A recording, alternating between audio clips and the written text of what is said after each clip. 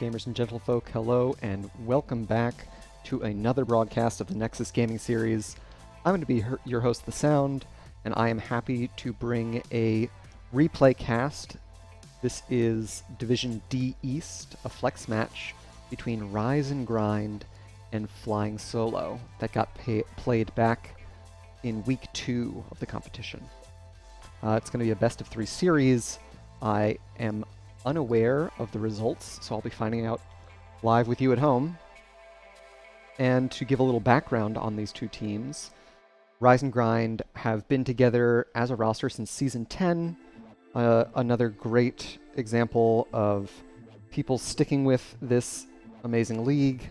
Feel free to check out NGS if you are looking for opportunities to compete with like-minded folks on the NA server. It's a great organization to get involved with. And they are going up against Flying Solo. Flying Solo were promoted from Division E last season, and they had a lot of roster changes that kind of incited that shift. So I'll be interested to see how their new roster performs in this match. Let's take a look at our map bans and where we're headed to for map 1. So Rise and Grind opted to ban Braxis Holdout and Sky Temple, with Flying Solo banning away Cursed Hollow and Garden of Terror. And for map 1, we are headed to Tomb of the Spider Queen, a map known for tight rotations, important to have wave clear, important to collect spider butts and or gems, depending on how you like to refer to them. I'm excited to get into the game and see how these two teams match up, so let's get into it here and introduce our teams. Here on the left side, in blue, we've got Rise and Grind, Aris on Chromie, Azariel Abyss on Muradin, Last Dispatch on Dahaka, Brother Nature playing Tychus, and Life DG on Brightwing. And to the right in red, we've got Flying Solo. Shy Hardy DK on Jaina, Willow playing Mephisto, Chocolador on Arthas, Leon Hart on Rhaegar, and Secret Swift on Leoric. Getting into our first mid-wave, taking a look at our level 1 talents, we've got Chromie looking to stack her Q quest once again for the first time, and Mephisto also stacking Q, going for that unyielding power at level 1. A main tank Arthas is not the most common sight in this day and age, so pretty exciting to see Chocolador on that hero. Azariel Abyss caught in the slowing field there, but not going to be punished, gets the leap out. And checking in on bot lane, we've got Secret Swift getting the minions cleared ahead of the Dahaka. Last Dispatch is going to have to play a little safely as long as Leo is there to drop that spooky hand.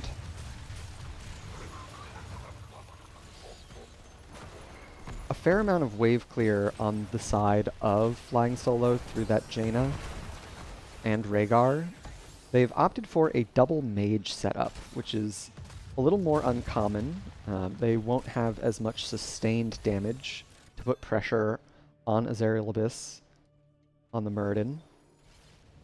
And we can see in bot, Last Dispatch getting that first round of gems in, taking the opportunity while Leoric was catching up on the bot wave. We've got a larger rotation from Flying Solo to match Rise and Grind's double lane down here. And we've got Rhaegar and Jaina headed straight to the neutral siege camp.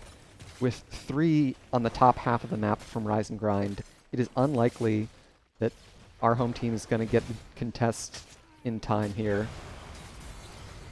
Muradin looks for the jump, decides better with Arthas in range. And so, first camp going over to Flying Solo, a cheeky drag from last dispatch, draws Secret Swift under the gate. Checking back in on top lane, we've got the wave priority going over to Rise and Grind. Brother Nature doing a great job focusing on getting these waves pushed out as quickly as possible. Keeping Vision Purge used offensively onto the Tychus now. Draws the phase shift from Brightwing. Looks like they are going to make it out alive and healthy. Life DG also using the Soothing Mist there, so Cleanse will be on cooldown for a fair bit of time. Level 4s on both sides. We've got Spite from Mephisto, looking for those regen globes. Zerial Abyss jumps in now into 4. Brother Nature looking to stack as much minigun duration as possible with their level 4 in the rhythm. Azariel Abyss, no fear, jumps in again onto the Arthas. A slight gem lead to the side of Rise and Grind, and they've also got a lot turned in already. They've been doing a great job making sure that when they've got free moments, they are dropping gems as they can. So it's 31 in the bank to 0 on the side of Flying Solo.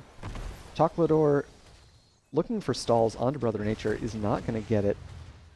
So now 38 in the bank, and we can see last dispatch getting those 6 gems in. Flying Solo may have an opportunity to get a little more macro pressure with this Bruiser camp here. We'll see if they take this opportunity to get their gems in, but we've got Azariel Abyss and Brother Nature both getting a lot of damage onto Chocolador on the Arthas.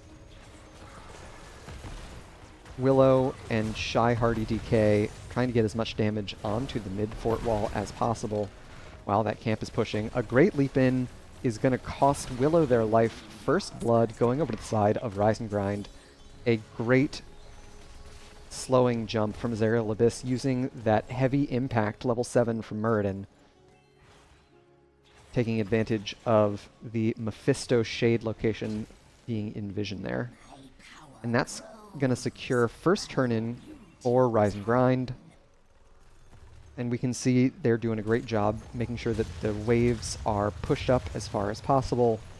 This is an important thing to focus on because your web weavers spawn as far up as the enemy minion wave. So as long as you clear the enemy minion wave as quickly as possible, your web weavers will spawn as close to towers and begin sieging as quickly as possible.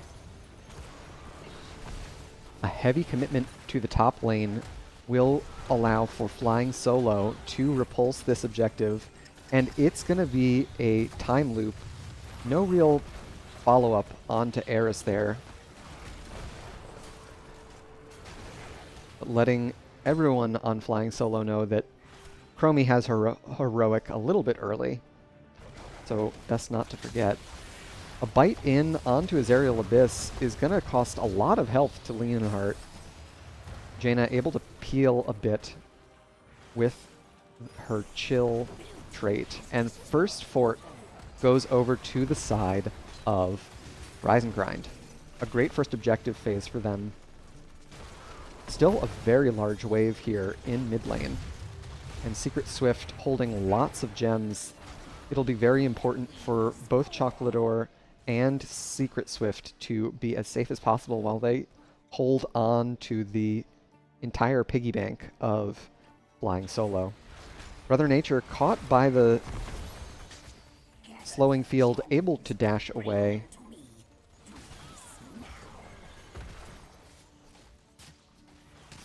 So 93 gems in the pockets of Flying Solo, almost enough for back-to-back turn-ins.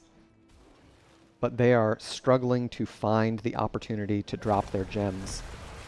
Level 10s on both sides means heroics on both sides. Jaina gets the ring, kills Brightwing here, and a huge Syndragosa on the side of Flying Solo.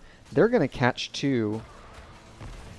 So 2 kills going over to the side of Flying Solo, answering back after a very strong objective push from Rise and Grind. That'll buy them enough space for Shy, Hardy, and Chocolador to get their gems in. Secret Swift still holding on to 46 here. And with mid-fort wall already down, I imagine this will be a heavy push from Flying Solo onto this structure.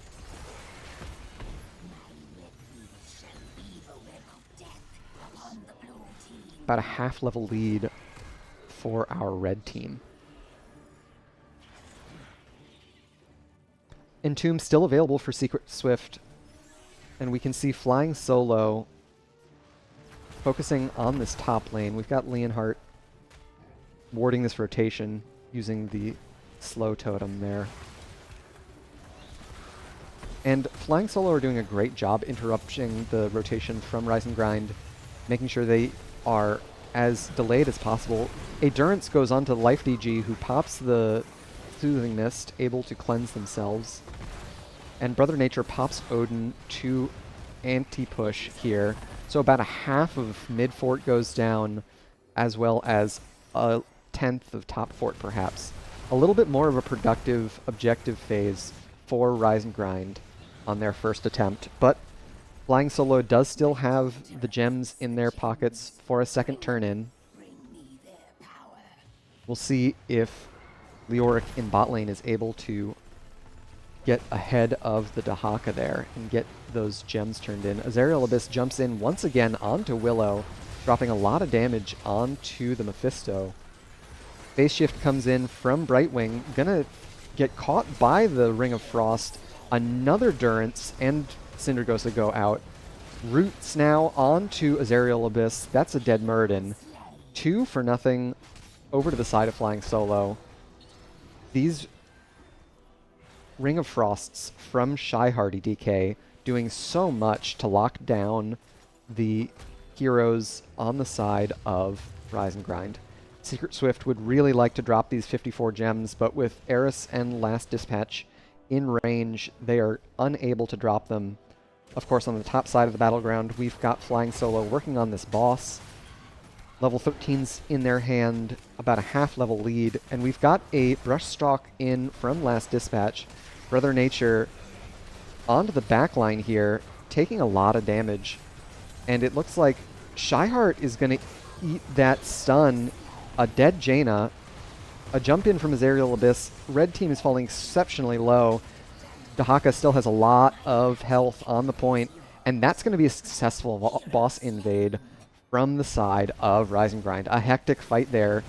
I have to think that Shy Hardy taking that boss stun did a lot to turn that fight there. So an objective push on the side of Flying Solo, but negated in the top lane by this boss.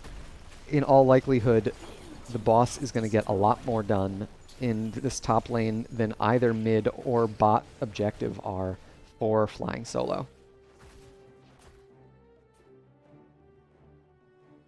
Leoric thinking about rotating up to this top lane, uninterested in joining. A Durance goes out, followed up by a ring. No connect with that Ring of Frost, unfortunately.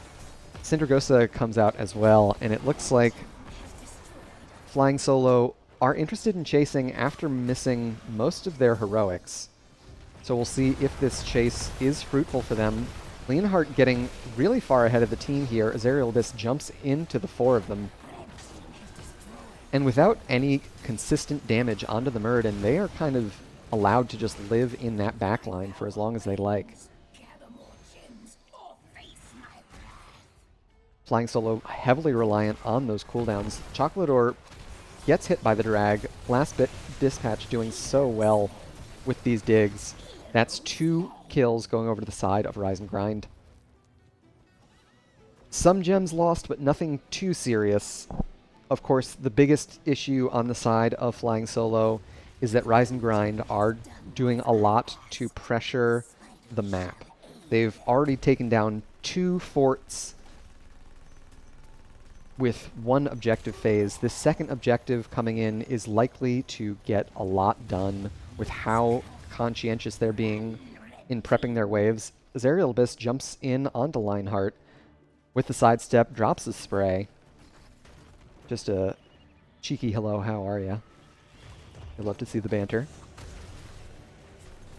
So, a talent tier advantage for Rise and Grind here. We'll see how much they're able to accomplish with this objective push, committing all 5 heroes to the top lane, a heavy focus on top keep.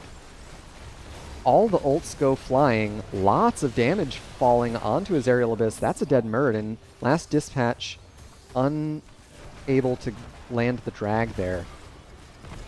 Ultimate's still available for a lot of the blue team. And Chocolador gets up and close and personal with the Tychus. Last dispatch caught by the Entomb of Secret Swift. And that is going to be a 5-hero wipe on the side of Flying Solo. They lost top keep, but they were able to reset the economy of Rise and Grind. A pretty big accomplishment. They are likely to get this top fort without any trouble, and they are now 8 gems away from a turn-in. I think Leoric on the bot side of the map is going to be able to pick up the gems necessary to complete the turn-in ahead of Rise and Grind's respawns. So, a great tempo shift for Flying Solo, some huge ult synergy between Willow and Shy Hardy DK, landing both of their roots there and able to drop a lot of damage with the Jaina.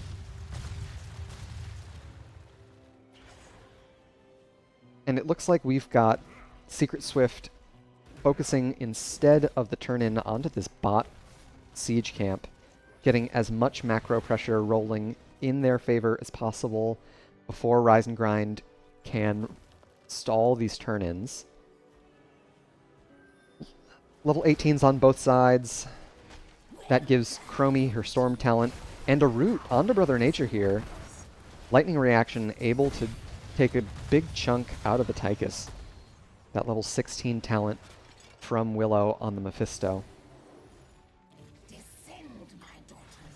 So it looks like Flying Solo is emphasizing this mid and bot side of the map, sending their Leoric up to the top side to push out that wave, get a few more stacks of their Mithril Mace level 16.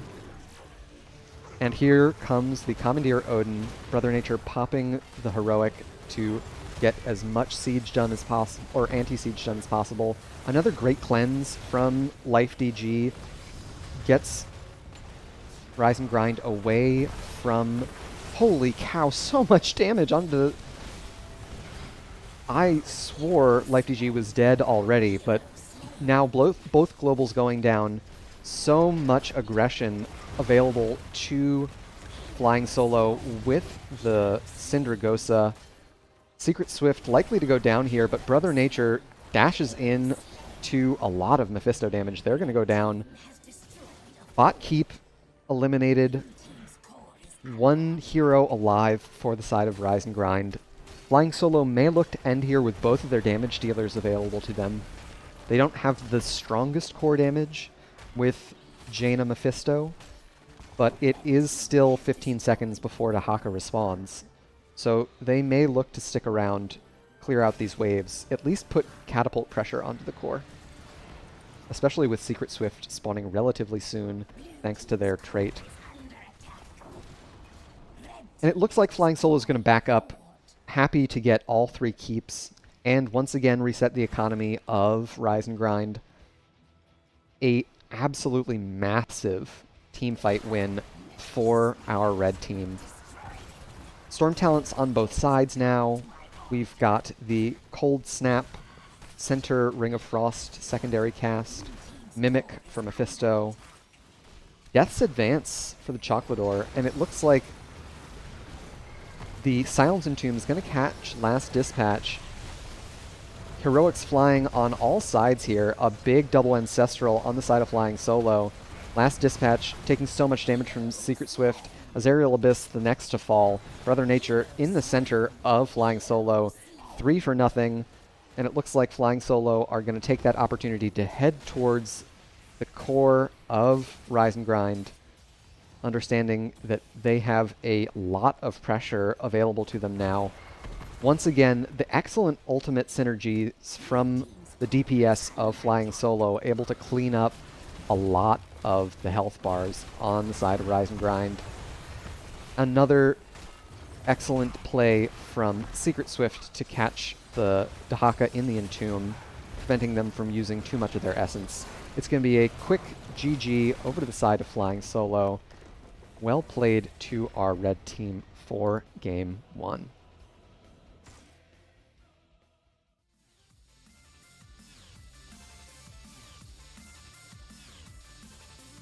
A dominant performance there after Heroics came online. Flying Solo doing extraordinarily well in those later team fights.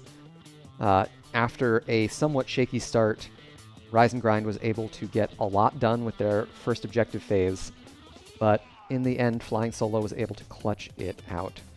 So let's take a look at the post-game stats here and our builds. We had a Mithril Mace auto-attack build from Leoric, able to stack up to 116 stacks in the rhythm. So Tychus able to ramp up a lot of that minigun damage, but in the end, the roots from Numbing Blast, as well as the Durance of Hate and the Ring of Frost, Shy Hardy DK getting so many solid Ring of Frosts there, it was enough for Flying Solo to clinch the victory. An awesome first game. So let's get to map number 2. We'll see who takes it in the next round of play. And it looks like for map 2, we're going to be headed to Volskaya Foundry. Volskaya, a map that tends to go towards the later side with not the strongest objective on its own. The game invites lots of split-pushing strategies at times. So we'll see if there is any global emphasis on either team. We saw the double global on the side of Rise and Grind in our last map, so we'll see if we get another attempt on that comp. This is also one that focuses heavily on objective clear and kind of clumped up team fights, so we may even see a Zul'jin or a Asmodan or a Gul'dan, these heroes that like to get stacks on enemy heroes. So let's see how it all turns out. Get into our Game 2 and introduce our teams. Here on the left in blue, we've got Rise and Grind again, Eris playing Greymane, Azerial Abyss on Johanna, Last Dispatch once again on Dahaka, Life DG playing Brightwing, and Brother Nature on the Kel'Thuzad. So we do have some hero stacking to accomplish. Here on the right, we've got Shy Hardy DK playing Jaina again, Willow on Mephisto, Leonhart on Anduin, Secret Swift playing Gazlowe, and Chocolator on Diablo. Checking in on our level 1 talents, we have another Unyielding Power Q build from Willow, able to get a lot of damage out from it. A great tongue from Last Dispatch draws Chocolator into a lot of damage. So a great HP trade for the side of Rise and Grind there. And already 1 stack for the light quest, Master of the Cold Dark, rather, or Brother Nature. First wave advantage going over to the side of Rise and Grind, and they're sticking around mid. looking for stacks. They want globes on the side of Azerial Abyss and hero hits on the side of Brother Nature.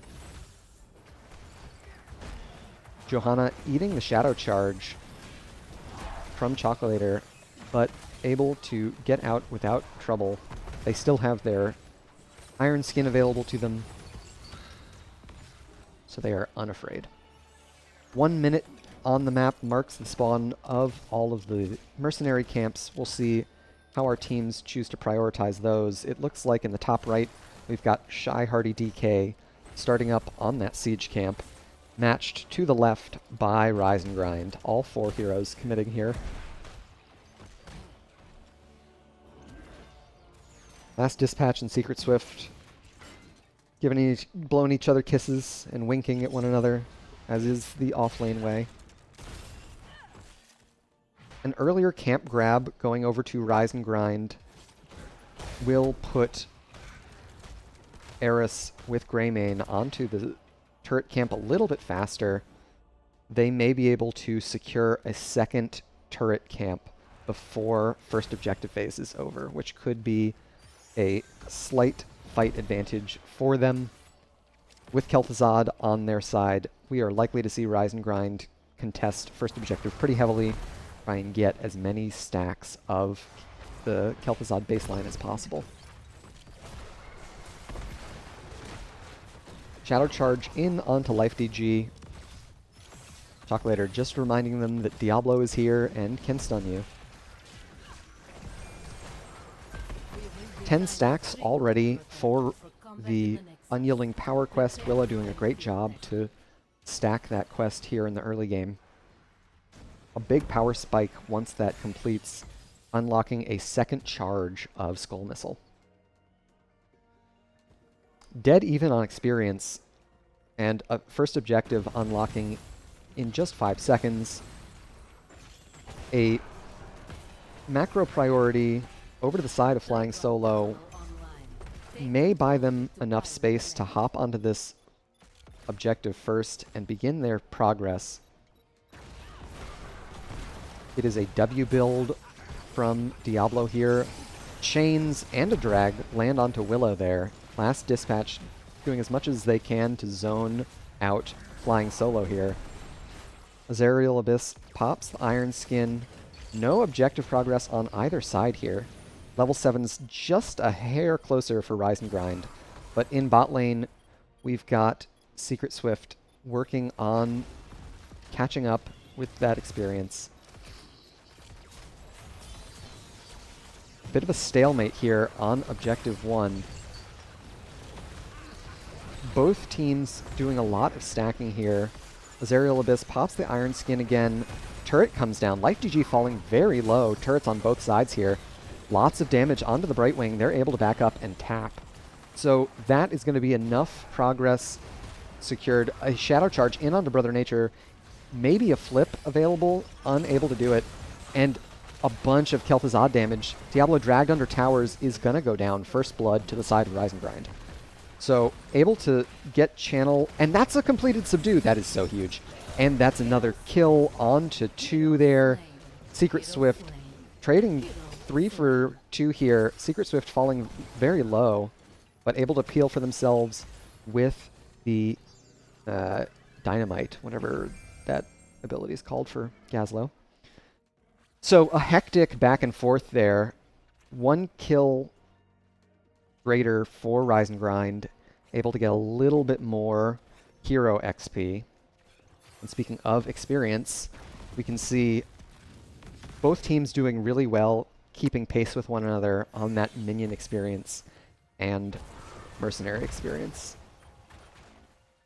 And as mentioned, both teams are going to be able to get their turrets out again. So this next contest over Point A will involve more toys.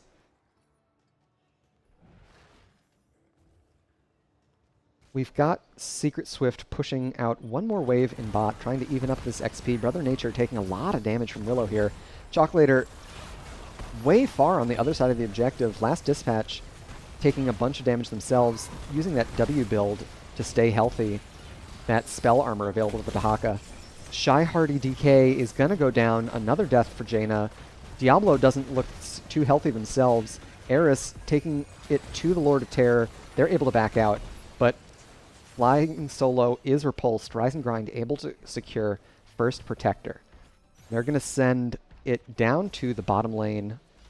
Slight lead now to the heroic talent here. 33 stacks on the Unyielding Power. Unyielding Power. I was going to say Hatred because everything in Mephisto's talent tree relates to Hatred, but that's not it. Black Soulstone completed for Chocolator on the Diablo, and heroics secured on both sides. Checking in on the top lane, we've got Azerial Abyss catches all three with a big subdue there. Punish now slowing all enemies by 80% whenever they are hit, thanks to that completed level 4 quest. Level 10s, we've got Cursed Bullet, Blessed Shield, Shadow Fisher from Kel'Thuzad. Dahaka still considering what might be best, and on Flying Solo's side, we've got Ring of Frost, Durance, Light Bomb, Bravo, and Lightning Breath. So lots of Wombo potential available for Flying Solo once again. They had a lot of success with it on the last map. We'll see if they're able to use these heroics once again for big damage onto Rise and Grind. And it looks like it's going to be adaptation from Dahaka. Durance catches 3, followed up by the Ice Ring onto 2. Camp secured by Rise and Grind. The fight is not over, but there's a big Lightning Breath. Brother Nature falling very low. Chocolator looking for the kill onto the Kel'Thuzad, steps forward a bit too far, gets polymorphed here. And it looks like all teams are going to make it out alive. Last Dispatch looking for one more drag, unable to secure it. 23 stacks onto the baseline. Master of the Cold Dark for Brother Nature. Unyielding Power completed on the side of Willow, unlocking that second charge of Skull Missile. So overall, a success for Rise and Grind, able to secure that top camp, getting another experience lead ahead about a half level to their level 13 talent tier, thanks largely to that mercenary experience gap. Checking in on mid lane, we've got our blue team stepping up, trying to get as much siege damage as they can, as well as goad Flying Solo into a fight so that Brother Nature can finish off those stacks.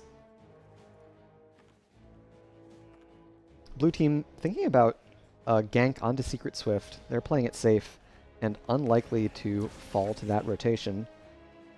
And on the top side of the map, Flying Solo is able to grab their siege camp.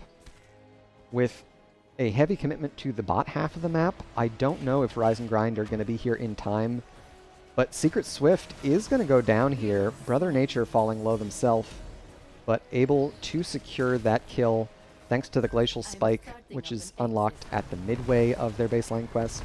Eris taking so much damage. And a dig and phase shift brings 4v4 to the top lane. Slightly more siege achieved onto bot fort by Rise and Grind, and Flying Solo were able to accomplish here on the top side of the map. Level 13s on both sides. We've got Roar from Johanna, which is going to amp up her damage. Brother Nature eats the Shadow Charge. Dahaka falling very low. A excellent Ring of Frost catches Kel'Thuzad again. They're able to place the turret before they're dead, but Azerial Abyss now the target of Shy Hardy DK. Another kill onto Johanna. There's one onto Dahaka. A great grab up from Secret Swift is able to clean up those kills. So even on experience now, looks like Flying Solo are going to use this power play to push into the top fort of Rise and Grind as hard as they can. Chocolator eating a lot of damage from Brother Nature, but cleansed by Leonhardt. An excellent leap of faith there to prevent the majority of Kel'Thuzad's damage. Finally completing their baseline stacks here. A Durance out onto Eris, who is able to Dark Flight away. 70% objective progress on the side of Flying Solo here. Unlikely for either team to secure level 16s before this objective phase is complete. And it looks like we've got Flying Solo backing up to tap, re-engaging on this fight. Last dispatch pops the adaptation. Eris putting a lot of pressure now onto the DPS of Flying Solo, able to get out in time. Leonhardt falling so low. Azarial Abyss looking for the kill onto the Anduin. Azarius falls to the stun of Gazlo there. A great unstoppable from Chalklator, and Secret Swift and Shy Hardy DK able to finish off the kill on the top side of the objective. Willow and Chalklator do the same. And Flying Solo are able to proc the heal camp before it despawns with the objective spawn, or capture I should say. Really well played to the side of Flying Solo.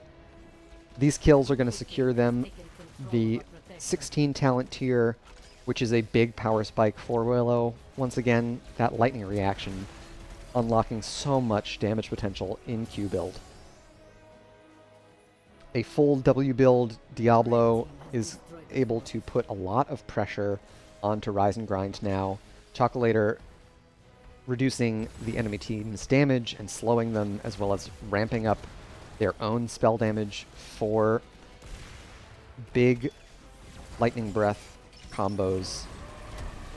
Brother Nature able to get some free chains onto the Protector here, but looks like a engagement from Rise and Grind is going to be avoided. Great cleanse from Lionheart there. Still has one charge of it available to them thanks to their level 16 Glyph of Faith. And Flying Solo is able to secure top fort as well as half of mid fort with that objective there. So a structure advantage over to the red team, about a level lead in experience, due largely to the increased hero kills, but also thanks to more minion XP. And of course, with the top fort down on the side of Rise and Grind, the passive experience is going to ramp up faster for Flying Solo. And it looks like they want to check this top camp. Rise and Grind able to capture it before anything serious happens. Would love to see a great cleanse from Leonhardt again. Timing that can be very tricky, but the Leap of Faith able to stop Brother Nature's combo onto Chalklator there. And I like this plan from Rise and Grind, looking for a pre-level 20 fight. They are behind. They are unlikely to secure it. A Durance with 0 follow-up damage behind it. Azarial Abyss looks to rip the Blessed Shield. That's a kill onto Anduin. Chalklator falling very low here. Eris leaps in with... Oh my gosh, that Gravo was so big. Secret Swift catching everybody. A couple more kills onto the side of Rise and Grind, though. And it is 3 for 1. Willow falling low here. And the lightning reaction is enough to kill Azarial Abyss. They blink out, and they go down to Brother Nature's root there. A bloodbath of a fight, but in the end, a better outcome for Rise and Grind, able to close a lot of the experience gap that Flying Solo had accumulated.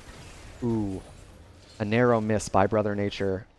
And now the polymorph to zone out the Diablo. They are a lot more vulnerable with only 30 souls on their Black Soul Stone. And we do have top camp pushing here.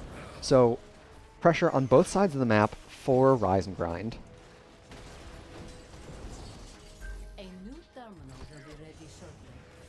Storm Talents about a half level away for Flying Solo. trying to put a lot of pressure onto this bot fort. A great drag lands onto Chocolator. Eris doing so much damage. A great polymorph again. A huge silence, and that's going to be 2 kills over the side of Rise and Grind. These combos between Brother Nature and Last Dispatch are really putting a number onto Flying Solo. We can see Rise and Grind rotating up, stealing away Flying Solo's turret camp. And level 20 is achieved on the side of Rise and Grind. Storm talents unlocked, and we've got the Damned Return activating to create a shade. This really amps up Brother Nature's siege damage potential. A Hunter's Blunderbuss for Eris, able to pressure the backline of the enemy team while hitting the front line, thanks to that splash.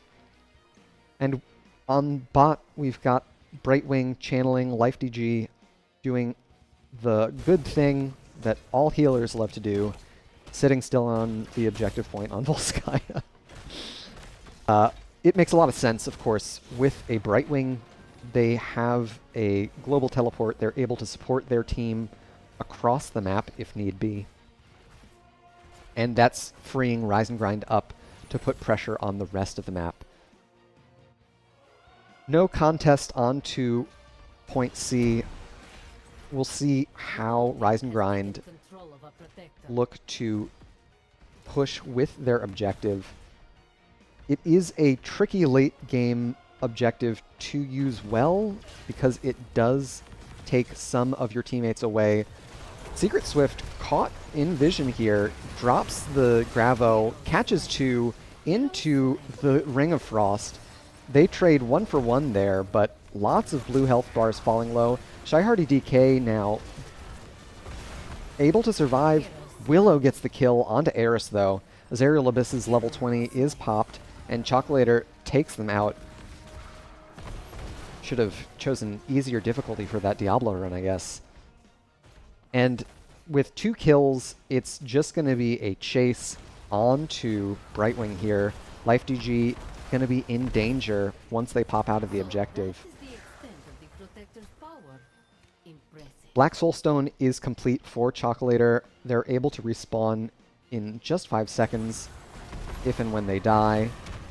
And with a camp and a catapult here in top lane, there's a lot of siege pressure here. Here comes the Durance, lands onto 2 there, but no damage follow-up. Still, lots of siege here available for Flying Solo. Chocolator trying to get aggressive and push Last Dispatch away from his backline there. And this is where that Damned Return really help out Brother Nature, who is caught on the wrong side of a wall. They're going to go down, as does Last Dispatch. 4 kills now over to Flying Solo. What was a great Rise and Grind objective capture turns to ash in their mouth. With 4 dead for another 50 seconds, I'm going to guess that Flying Solo go core here. It will be difficult for Azerial Abyss to stop them by themselves. And we've got the Lightning Breath with Hellstorm used for siege damage onto the core. Diablo's Lightning Breath is still going and will continue to do so. It is a funny talent, but it's the best siege damage that an ult can get from Diablo. So Flying Solo able to take it in 2 games there. GG and well played to the red team.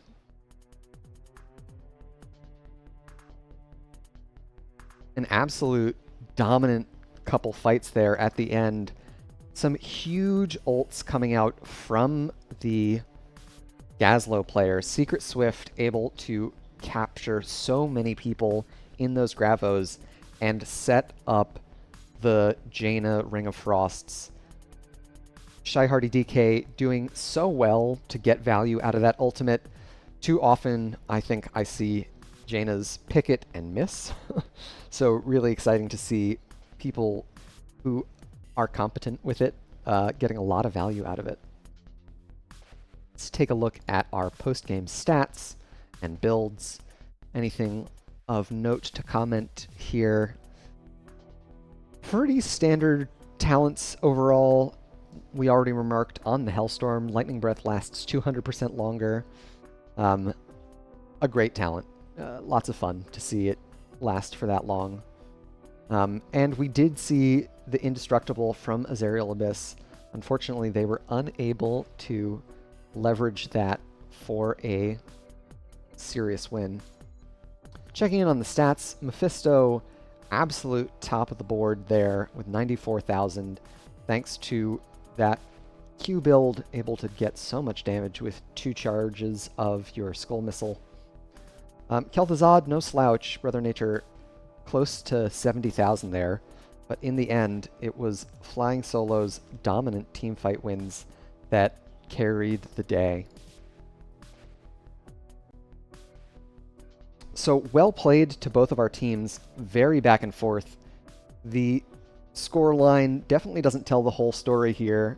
Rise and Grind had a lot of great fights, but in the end, Flying Solo's heroic synergies really cleaned up those fights.